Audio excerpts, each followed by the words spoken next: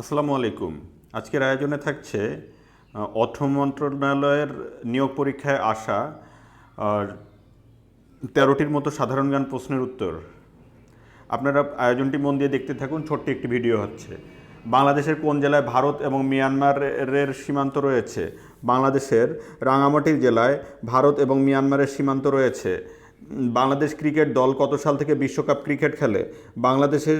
Bangladesh cricket দল ১৯৯৯ সাল থেকে বিশ্বকাপ ক্রিকেট খেলে। ইউএনএইচসিআর এর সদর দপ্তর কোথায় অবস্থিত? ইউএনএইচসিআর এর সদর দপ্তর অবস্থিত জেনেভা, সুইজারল্যান্ড। কারাগারের রোজনামচা কী ধরনের রচনা? কারাগারের রোজনামচা হচ্ছে আত্মজীবনীমূলক রচনা। দ্বিতীয় বিশ্বযুদ্ধ কত সালে শুরু হয়?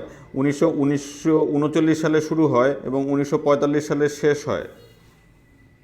রোহিঙ্গা গণহত্যার দায়ে মিয়ানমারের বিরুদ্ধে আন্তর্জাতিক আদালতে মামলা দায়ের করে কোন দেশ? রোহিঙ্গা গণহত্যার কারণে মিয়ানমারের বিরুদ্ধে আন্তর্জাতিক আদালতে মামলা দায়ের করেছিল গাম্বিয়া। কোন দেশ বাংলা ভাষাকে দ্বিতীয় রাষ্ট্রভাষার মর্যাদা দিয়েছে? সিয়েরা লিওন বাংলা ভাষাকে দ্বিতীয় রাষ্ট্রভাষার মর্যাদা দিয়েছে। বীরাঙ্গনাদের কত সালে মুক্তিযোদ্ধার মর্যাদা দেওয়া হয়?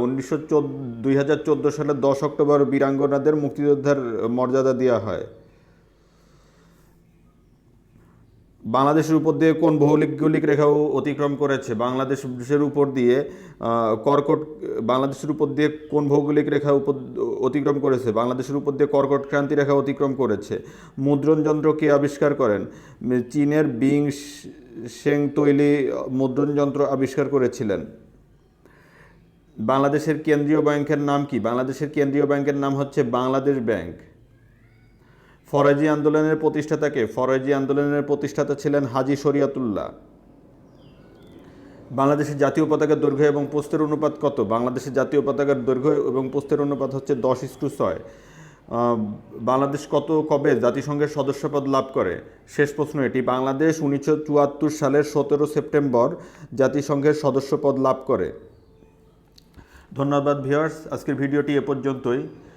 আপনাদের যদি আমার ভিডিওগুলি ভালো লেগে থাকে তাহলে তবে আমার চ্যানেলটি সাবস্ক্রাইব করুন এবং নতুন নতুন ভিডিওর আপডেট পেতে পাশে থাকা বেল আইকনটি প্রেস করুন। সবাই ভালো থাকবেন, সুস্থ থাকবেন। ধন্যবাদ। আসসালামু আলাইকুম।